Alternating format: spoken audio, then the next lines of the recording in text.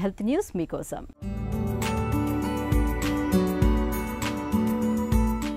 గుండెపోటుకు infection మూలం కావచ్చని Finland, Britain పరిశోధకుల తాజా అధ్యయనం పేర్కొంటోంది.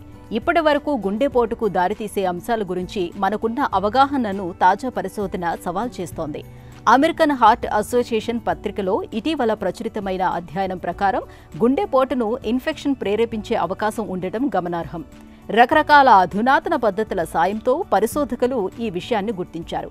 గుండె రక్తనాళాల్లో ఏర్పడే కొవ్వు పూడికల్లో చిక్కటి, ఎలాంటి లక్షణాలు లేని బ్యాక్టీరియా పొర ఒకటి గూడు కట్టుకునే అవకాశం ఉంటున్నట్లు పరిశోధకులు గమనించారు. ఇది చాలా ఏళ్లుగా, ఆ మాటకొస్తే దశాబ్దాలుగా ఏర్పడుతూ వస్తుంది. మన రోగనిరోధక వ్యవస్థ, యాంటీబయోటిక్ మందులేవి ఈ పొరలోకి వెళ్లలేవు. అందువల్ల దానిలోని బ్యాక్టీరియా నిద్రాణంగా ఉంటూ వస్తుంది.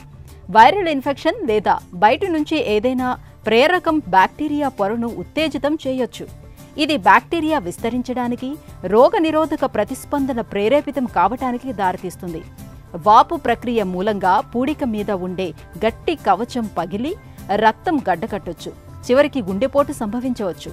చెడ్డ కొవ్వు కారణంగానే గుండె రక్తనాళాల్లో పూడికలు ఏర్పడతాయని ఇప్పటివరకు భావిస్తున్నారు.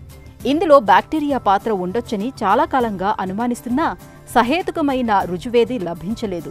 నోటిలో కనిపించే పలు బ్యాక్టీరియాకు చెందిన DNA పూడికల లోపల ఉంటున్నట్లు తమ తాజా పరిశోధనలో తేలిందని పరిశోధకులు చెబుతున్నారు.